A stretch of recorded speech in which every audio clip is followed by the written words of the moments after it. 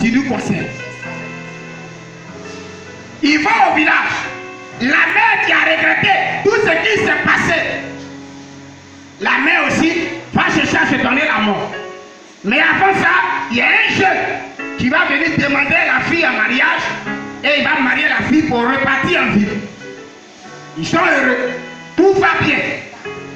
Étant heureux où tout va bien, la fille va décider d'aller rendre visite à sa mère au village avec son mari. Arrivé là-bas, il trouve la maman de la fille aussi morte. Elle est restée seule. Elle est retournée à son mari. Elle est retournée à son mari. Elle tombe enceinte du monsieur. Au moment où l'enfant est en train de se développer dans le ventre, un bon matin, monsieur est en train de faire 100 pas. Ce qui a tué les parents de la fille vient rencontrer le monsieur, aussi tue le monsieur. Ah, tu as crié c'est comme ça les malédictions se passent. Il tue le monsieur. Il tue le monsieur, on l'enterre. Et la fille maintenant va dire, ce que je vis là, c'est tellement atroce. Mes parents sont morts. Le seul monsieur sur lequel je peux compter, lui aussi, il est mort. Là, je reste avec une grossesse. Je fais comment? C'est pas vraiment facile. Et la fille va décider d'aller aussi chez le marabout. C'est là qu'elle va manger aussi son totem. Elle va essayer de régler le problème avec le marabout. Il arrive des fois, quand on constate des échecs à répétition, on n'a pas autre choix, selon nous, que d'aller voir le marabout. On s'en va voir le marabout nous conseille ce qu'il peut nous conseiller, sachant que nous sommes en train d'aggraver la situation, nous on se dit qu'on est en train de l'arranger. Le malheur pour la fille, elle allait voir le marabout. Et arrivé là-bas, le marabout a fait ce qu'il peut faire. Elle va accoucher et le diable maintenant va réclamer l'enfant. Amen. Amen.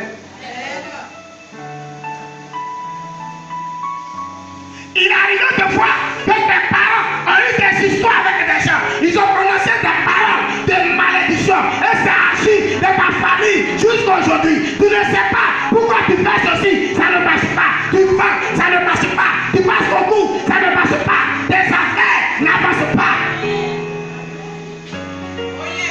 Tu ne sais pas pourquoi. Quelque chose s'est passé. Quelque chose s'est passé à ton insu. Par un parent. Mais comme, au lieu de chercher la vraie solution, il y a deux fois, tu te vas voir tes parents et ils font des libations. Oui. Tu vas voir les parents, on prend l'eau et puis on verse. Nos ancêtres, qui c'est nous, qui sommes à la base de ça. Ah, vraiment, je veux que le mal qui persiste, alors s'arrête. Et on fait des libations. Souvent, toi-même là, tu vas chez les marabouts pour aller consulter, chez les guérisseurs pour aller consulter, chez les dévins pour aller consulter. Tu ne sais pas que tu es en train d'aggraver la situation. Et cela a encore aggravé la situation. Parce que Satan, quand il donne avec la main droite, il réclame avec la main gauche. Satan, il ne fait que déplacer ce qui a été fait. Il déplace le mal, mais il ne règle jamais le mal. Et comme ça, par ces liens que nous tissons, par ces liens que nos parents ont tissés, nous souffrons et nos enfants également souffrent. Et nos enfants également, oui, n'arrivent pas à se retrouver à cause de ces actes auxquels nous sommes rendus coupables.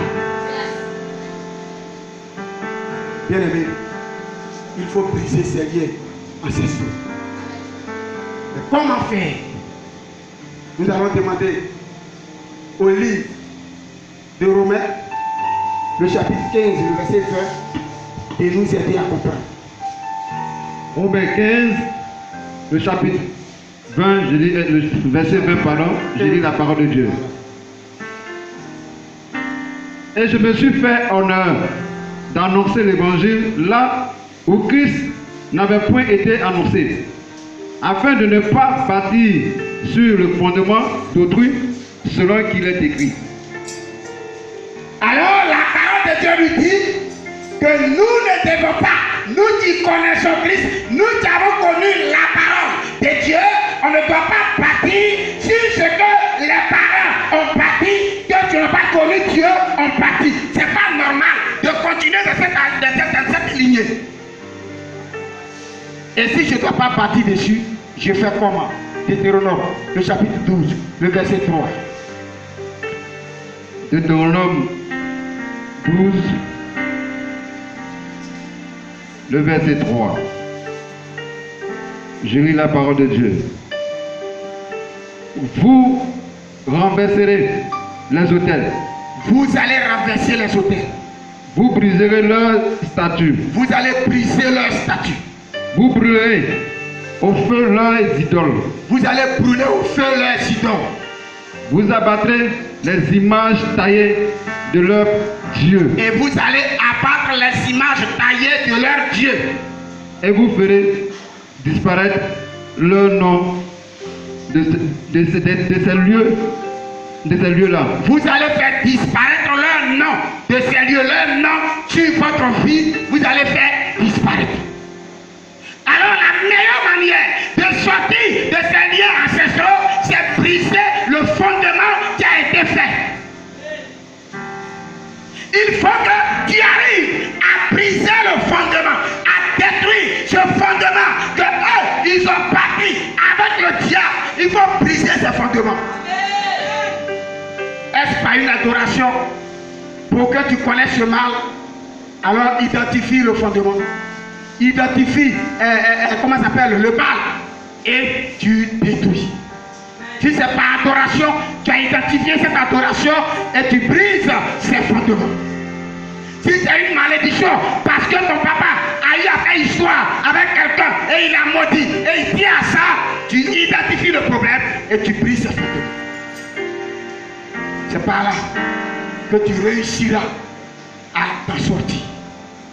Tant que les fondements vont toujours rester, ces adorations vont te réclamer. Ces malédictions vont te réclamer. Parce qu'il y a les démons qui veillent à ça. Il y a les démons qui sont là. Comme eux, ils exagèrent, alors ils veillent à ce que ce qui a été dit, le mal qui a été dit, s'accomplisse de génération en génération. Alors la meilleure manière, c'est de les identifier et briser leurs fondements. Détruire tout ce qui a été fait. Et en cela, Dieu te donnera une nouvelle génération. À partir de toi, une génération bénie. Que Dieu vous bénisse.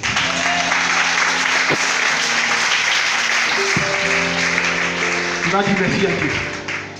Bon, c'est la parole que tu as entendue. Que Dieu vous bénisse.